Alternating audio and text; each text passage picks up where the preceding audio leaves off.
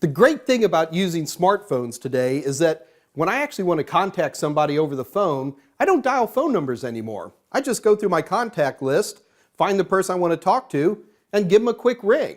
In fact, contact lists have become so common on smartphones today that if I were to lose my contact list, I would have a lot of trouble because I don't remember anybody's cell phone numbers anymore, and that could be a big issue. Okay, I've got a couple memorized, but for the most part, I'd be in big trouble. You see, we're so used to using contact lists for phones, we forget that I'm not actually calling Mike Myers Mobile, I'm actually calling a telephone number. So for us, the whole idea of telephone numbers becomes obfuscated, it disappears into the haze because of contact lists. Now the exact same thing takes place in the computer world. Now let's say I've got two computers. In this case it'll be a web browser and this will be a web server. This web browser wants to talk to this web server, and the only thing associated with this web server is an IP address. So I could go into my little web browser and type in http:// and then this guy's IP address and a web page will pull up. But that's a terrible way to do things because as human beings, we're not really good at memorizing telephone numbers, I mean IP addresses. So what we want to do instead is come up with a contact list system for every server on the internet. Now keep in mind the example I'm using right now is a web server, but this would work equally well for an FTP server or a SSH server or a mail server or a World of Tanks server. It really doesn't matter.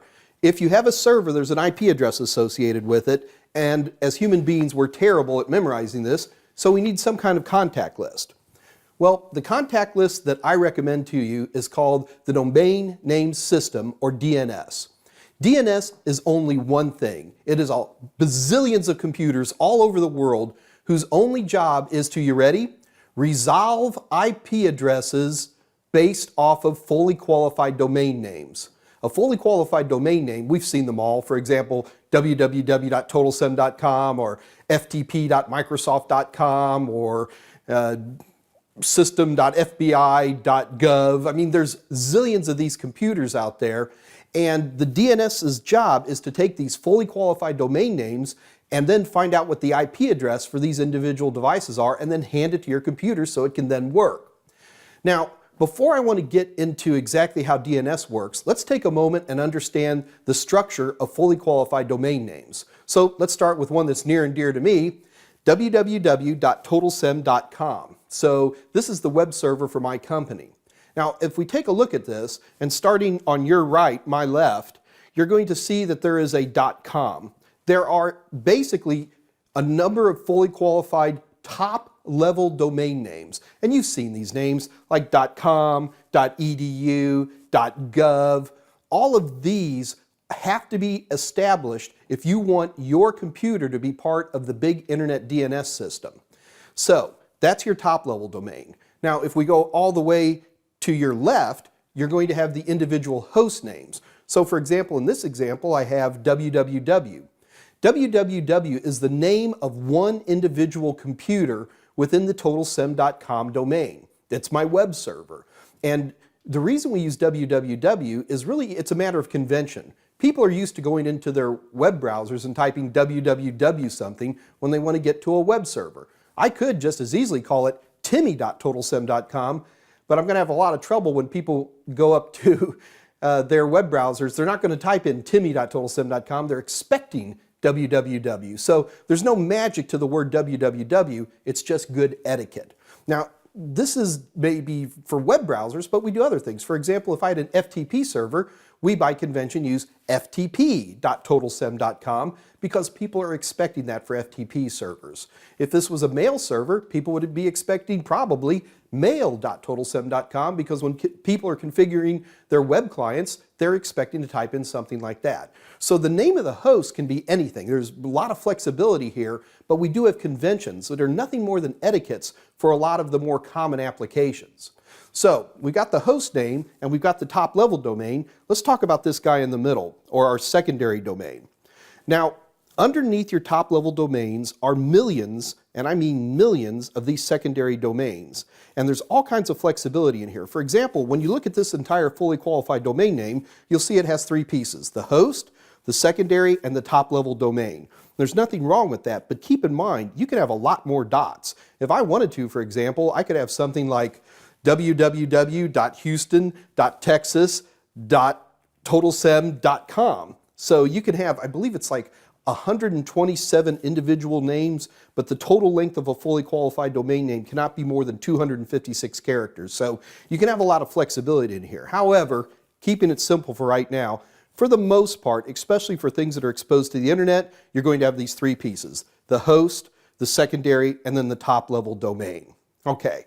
Now, understanding that, we can actually begin to resolve ourselves on the internet. Let's take a look down here. Now, what I have here is a web browser over here and a web server over here. Now, the IP address for this web server is 68.109.31.45. Now, if I want my web browser to be able to see this web server, I need to get that IP address to my web browser so that he can open up that web page. Now, to do that, we use DNS. Now, the secret to DNS are the DNS servers. So, first of all, I'm going to put a DNS server over here. Now, this DNS server is what we call an authoritative server for the Dell.com domain. Now, there are a bunch of listings inside this DNS server, and here's one of them. So, www.dell.com is this IP address. So if we can get something to query this DNS server, it has the information we need and it's ready to give it to us. Now, your computer itself never directly queries a DNS server. Instead, what we do is we have our own DNS server. So keep in mind that DNS servers do two things. They respond to DNS queries and they create DNS queries. And one DNS server can often do both.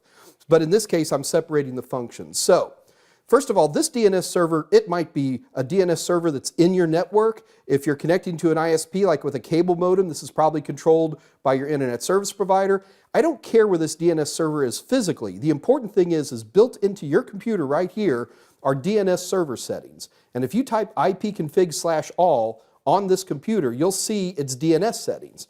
These settings are provided to your computer. You can type them in statically. You can get them through DHCP. However you get them, I guarantee you that your computer has some association with this DNS server. Anyway, so when your computer wants to know the IP address for a particular location, what it's going to do is it sends out a query over to its DNS server, and it asks the question, what is the IP address for www.dell.com? So the first thing your DNS server is going to do, it'll put you on hold. So you get one of these one moment pleases, and a lot of times you can actually see this. If you look at the bottom of a web browser, for example, you'll see it says things like waiting for www.dell.com. That's because you're actually waiting for this DNS resolution process to take place. So your computer has built into it the DNS settings for your local DNS server. However, your DNS server has built into it what are called the root hints. The root hints, I haven't even gotten them all written down here. There's a bunch of them. And they're built into most DNS servers that are designed to resolve stuff. And there are a number, it's like 13 different IP addresses that almost pretty much never change. And these are what are called your root DNS servers. Your root DNS servers are all over the world. And depending on how your DNS server is set up, it will either randomly or round robin or whatever pick one of these, and it will go to one of these IP addresses to what are these root servers. Now we identify the root servers as just a little dot, so I put it in quotation marks there so you can actually see the dot. And the root server's job is not to get you to Dell.com, but instead what it's going to do is it's going to respond back and say, I can get you to the closest .com server. So then we have many hundreds of all these different type of DNS servers. Now these DNS servers, their job is to be the main DNS servers for anything associated with .com or .edu or .gov or .mil or .org, whatever it might be. And then your DNS server, once he has this information, he then goes to the .com servers and he says, okay, what's the IP address for Dell.com? Now, because we're talking to the .com server, his job is to know anybody with the last name .com, and he responds back with, okay, here it is right here, and he sends that over to your DNS server. So now your DNS server has the IP address for this guy right here. So he can then go over to this guy and say, what's the IP address for www.dell.com? And he has the answer. And he'll go ahead and respond back to your DNS server with that information. Your DNS server in turn will hand that to your computer. Now the cool part is once your computer has that IP address, of course he can go ahead and talk to that DNS server now, and he's going to do that. But more than that happens. For example, stored in your computer is a DNS cache. He will keep that IP address and know that it's associated with www.dell.com for a while in case you might need it again. Also, pretty much any DNS server also caches that. So if we were to bring another computer in line and that computer wanted to talk to www.dell.com, we wouldn't have to go through all this DNS resolution simply because he would be handling it right there. Is make sure that this recursive process can take place. Our main job, more than anything else, is making sure our individual computers have DNS server addresses that they can get to. And that's a big issue. DNS servers go up and down all the time. So one of the fun things we can do with our individual computers is that we can set up really, really popular DNS server names. One of the most famous is the Google DNS server 8.8.8.8. It is a super powerful DNS server and it works for just about anybody. And you can type that into your individual computer and it's often faster than your own ISP's DNS server or anything else.